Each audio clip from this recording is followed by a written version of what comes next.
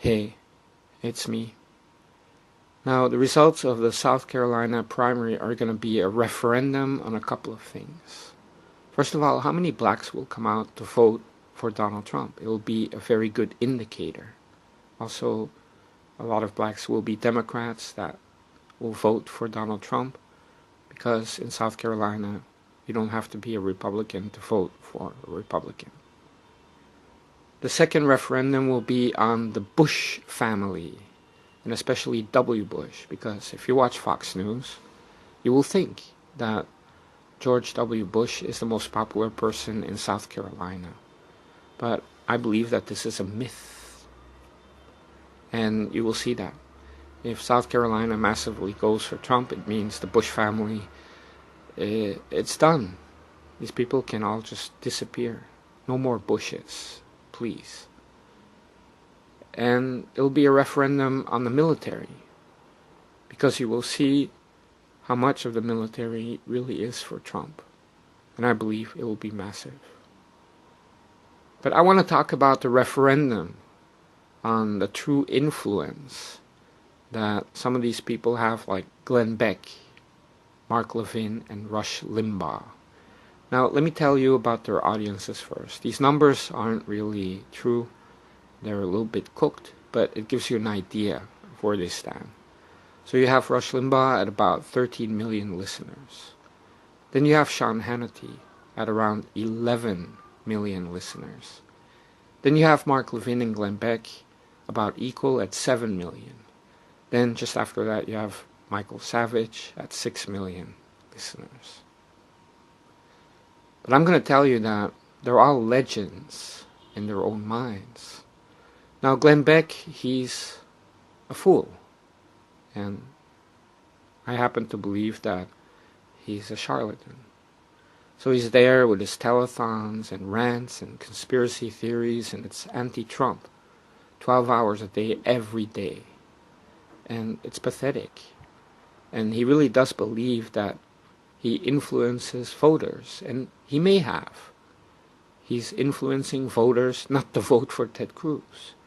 Because if Glenn Beck is endorsing Ted Cruz and Glenn Beck says all these insane things, it's a big turnoff. And it also shows that Ted Cruz must be pretty desperate to have a Looney Tune like Glenn Beck to be like his spokesman. But I want to focus on Mark Levin and Rush Limbaugh, because they've been fooling their audience, because they're pro-establishment. Now, you know that Mark Levin is fucking a woman, and her son is working at the Senate office of Ted Cruz. You also know that Ted Cruz was working for the Bushes for many years. You also know that Rush Limbaugh is best friends with Roger Ailes. And Fox News, every show, except maybe Hannity, is anti-Trump. And you know that the Australian who owns Fox News also owns the Wall Street Journal, that comes out with fake polls to make the news instead of report the news. So Rush Limbaugh is all in with the Bushes, with Fox News, and Mark Levin is supporting Ted Cruz, and they both think, Mark Levin and Rush Limbaugh, that their support for Ted Cruz is the reason why Ted Cruz came in first in Iowa. But the real reason is that he cheated. But not only that, it's not because of Rush Limbaugh. Because Rush Limbaugh, he thought he was so clever that just before the Iowa caucuses, he practically endorses Ted Cruz and starts slamming Donald Trump. And he thought, wow, I can get away with this. So when Ted Cruz came in first, Rush Limbaugh pats himself on the back and saying, look, I'm so influential still. And Mark Levin likewise. He believes that by slamming Donald Trump and supporting Ted Cruz, that's why Ted Cruz came in first in Iowa. So I stopped listening to these fools before the Iowa caucuses, so I don't know how they reacted to Donald Trump massively winning New Hampshire, but I'm sure they had many excuses. But I see many headlines, even though I don't listen to these clowns anymore. And they're slamming Donald Trump like they're going insane, just like everybody else. And it's sad, because they're supporting a professional politician, and a sleazy one. And he's a Canadian. So I saw in a headline that Mark Levin was even supporting Ted Cruz to an extent that he's using that fake Wall Street Journal poll as a reason to say on Twitter, hey, look, conservatism is not dead, there's still a chance. And he forgets that this poll is a complete outlier and a fraud. And that's how desperate Mark Levin is. And he has his little TV show and the Conservative Review, which is a failure. Even Marco Rubio realized that it's all about Ted Cruz. And they're frauds, all of them. Everyone connected to Mark Levin is a fraud. But Rush Limbaugh also. He betrayed his audience, and he really proved himself to be a bushy and all in with Fox News and the establishment. And their companies also. They want a puppet. They want a professional politician, not Donald Trump. So again, from headlines, I see Rush Limbaugh is criticizing Donald Trump about every single thing, even repeating Ted Cruz talking points and lies. And these people really believe that they have this massive influence, but they're legends in their own minds. So the South Carolina primary, the result will be a referendum on the true influence of these stupid monkeys. The three monkeys: Glenn Beck, Mark Levin, and Rush Limbaugh.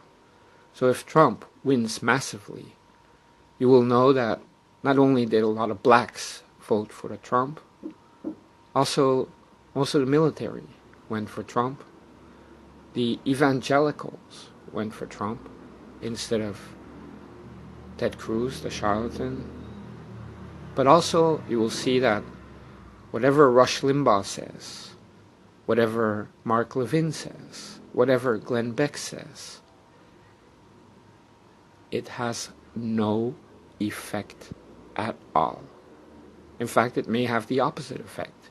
People will listen to all the senseless Donald Trump bashing and go, wow, these establishment pigs are just joining Megyn Kelly, Fox News, and all these pundits on TV and the far left wing and slamming Trump, then hey, I'm going to vote for Trump because fuck them. And so I'm really hoping for a massive Donald Trump victory. And I may lift a ban on Rush Limbaugh and Mark Levin just to see how they're going to squirm their way out of it.